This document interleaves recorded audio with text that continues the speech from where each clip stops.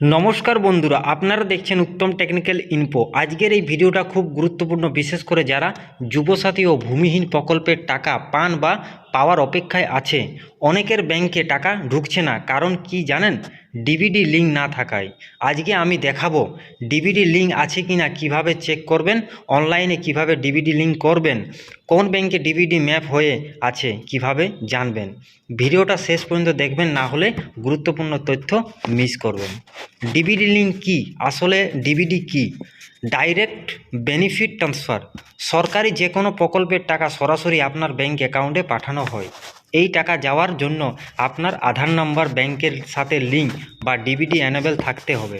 যদি DBD enable না থাকে তাহলে টাকা আসবে না। তো আপনারা প্রথমে গুগলে সার্চ করবেন npci.org.in ইউপিআই। এই লিঙ্কটা আমার ডিসক্রিপশন বক্সে দিয়ে দেবো, আপনারা ওখান থেকেও ডাইরেক্ট এই লিঙ্কের মাধ্যমে আসতে পারেন। তো এটা শুধুমাত্র মোবাইল, ডেস্কটপ, ল্যাপটপ যে কোনো জায়গা থেকে আপনারা গুগলে সার্চ করে এই লিঙ্কে আপনারা আসতে পারেন, কোনো অসুবিধা নেই। এরপর যে প্রথমে লিঙ্কটাতে আপনারা পাবেন npci.org, এই লিঙ্কে আপনাকে ক্লিক করতে হবে। দেন আপনার পরবর্তী যে পেজ আছে ওটা আপনাদের কাছে চলে আসবে। সাইডে আপনারা দেখতে পাবেন 3 ডট লেখা থাকবে, এই 3 ডটে আপনাকে ক্লিক করতে হবে। দেন এখানে অনেকগুলো পেজ দেখা যাবে। তো এখানে প্রথমে আপনাদের যে কাস্টমার আছে, এই কাস্টমারে আপনাকে ক্লিক করতে হবে। দেন ক্লিক করার পর কাস্টমারের অনেকগুলো এখানে অপশান আপনারা দেখতে পারবেন, যে আপনাদের কাছে যে আপনারা দেখবেন আধারের সংক্রান্ত, তার কারণে আপনাকে ভারত আধার সিডিং যে এই অপশানটা আছে বেস বলে, এই অপশানে আপনাকে ক্লিক করতে হবে। তো এখানে আমি ক্লিক করে দিলাম। এই হোম পেজে আপনারা অনেক কিছু সার্ভিস আপনারা দেখতে পারবেন এইখানে সাইডে। তো এখান থেকে আপনাদের কি দেখতে হবে, প্রথমে যেহেতু আপনারা দেখবেন যে আধার কার্ডের সাথে কোন ব্যাঙ্ক অ্যাকাউন্ট ডিবিডি লিঙ্ক আছে, তো ওই অপশানটা দেখার জন্য আপনাকে যে এখানে আছে আধার ম্যাপিং স্ট্যাটাস, এই অপশানে আপনাকে ক্লিক করতে হবে। দেন আমি ক্লিক করে দিলাম।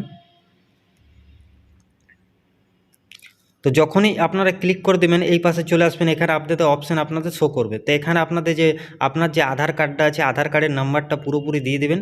এরপর ক্যাপচার থাকবে, ক্যাপচার আপনারা এখানে ফিল করবেন। আর দেন আমার চেক স্ট্যাটাসে আপনাকে এখানে ক্লিক করতে হবে। দেন আপনার পরবর্তী যে পপ আপ আসবে, ওখানে আপনার কোন ব্যাংকে ডিবিডি লিঙ্ক আছে সরাসরি আপনারা দেখতে পারবেন। এরপর আপনারা দেখবেন যে আধার নাম্বারটা দিলেন, আধার নাম্বারটার এগেনস্টে যে মোবাইল নাম্বার রেজিস্টার থাকবে, ওই মোবাইল নাম্বার একটা ওটিপি যাবে আপনার 6 ডিজিটের। ওটিপি আপনারা ফিল করে দেবেন। এখন কনফার্মে আপনাকে ক্লিক করতে হবে।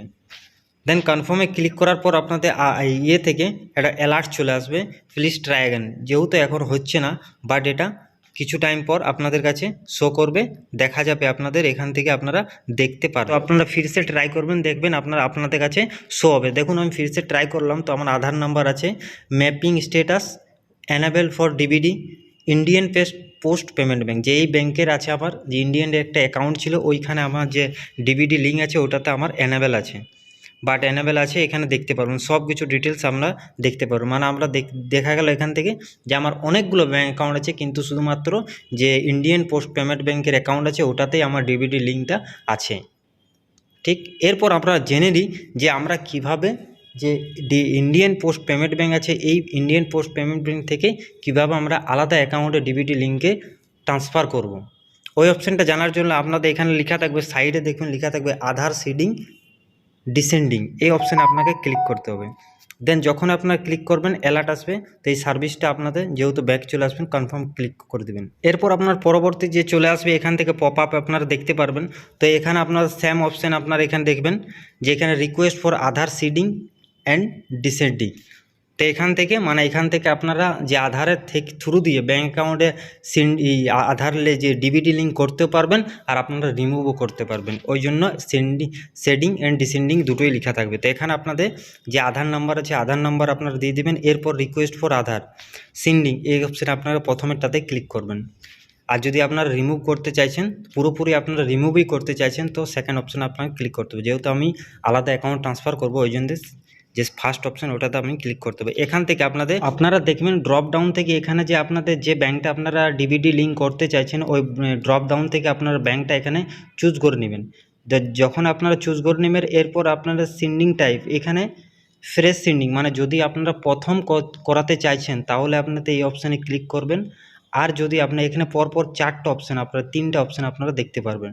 আর যদি আপনারা মুভমেন্ট করাতে চাইছেন সেম ব্যাঙ্ক অ্যাকাউন্ট থেকে আদার্স ব্যাঙ্ক অ্যাকাউন্টে করাতে চাইছেন, তাহলে এই সেকেন্ড অপশানে আপনারা ক্লিক করতে হবে। দেন লাস্টের অপশানে আপনাকে ক্লিক করতে হবে যখন আপনারা সেম অ্যাকাউন্ট থেকে মানে সেম ব্যাংকের থেকে সেম ব্যাংকে আপনারা নিয়ে যাবেন বা ট্রান্সফার করবেন, তাহলে এই অপশানটাতে নিচের অপশানে আপনাকে ক্লিক করতে হবে। এরপর আপনারা নিচে চলে আসবেন, নিচে গিয়ে এখানে আপনাদেরকে অ্যাকাউন্ট নম্বরটা এখানে ফিল করতে হবে। দেন অ্যাকাউন্ট নম্বর দুবার আপনারা দিয়ে দেবেন, কনফার্ম অ্যাকাউন্ট আছে।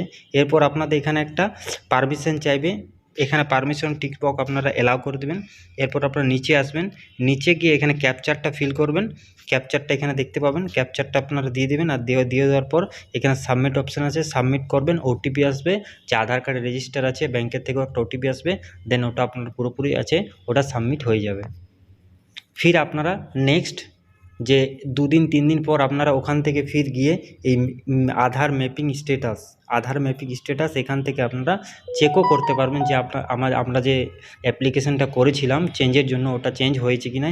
এখান থেকে সেম যে প্রথমের স্টেপটা দেখিয়েছিলাম ওই স্টেপ দিয়েই আপনারা ওই তালিকা দিয়েই চেক করতে পারবেন। এরপর আপনাদেরকে একটা গুরুত্বপূর্ণ কথা বলে দিই, অধিকাংশ ব্যাঙ্ক অ্যাকাউন্ট থাকলে যে ব্যাংকে শেষ ডিবিডি অ্যানেবেল থাকবে সেই ব্যাংকে টাকা আসবে। ভুল অ্যাকাউন্টে ম্যাপিং থাকলে অন্য অ্যাকাউন্টে টাকা চলে যেতে পারে, তাই অবশ্যই আগে ডিবিডি স্ট্যাটাস চেক করবেন। যুবসাথী প্রকল্পে আবেদনকারী ভূমিহীন প্রকল্পের সুবিধাভোগী যাদের টাকা বন্ধ হয়ে গেছে আর নতুন করে আবেদন করছেন তারাই শুধুমাত্র চেক করবেন। বন্ধুরা, এখন থেকে যে কোনো সরকারি প্রকল্পের টাকা পেতে ডিবিটি লিঙ্ক থাকা বাধ্যতামূলক, তাই দেরি না করে আজই চেক করুন। ভিডিওটা যদি ভালো লাগে লাইক করবেন, বন্ধুদের সাথে শেয়ার করুন, আর আমাদের চ্যানেলে নতুন থাকলে উত্তম টেকনিক্যাল ইনফো সাবস্ক্রাইব করে পাশে থাকা বেল আইকনটি প্রেস করে রাখবেন। ধন্যবাদ, সবাই ভালো থাকবেন।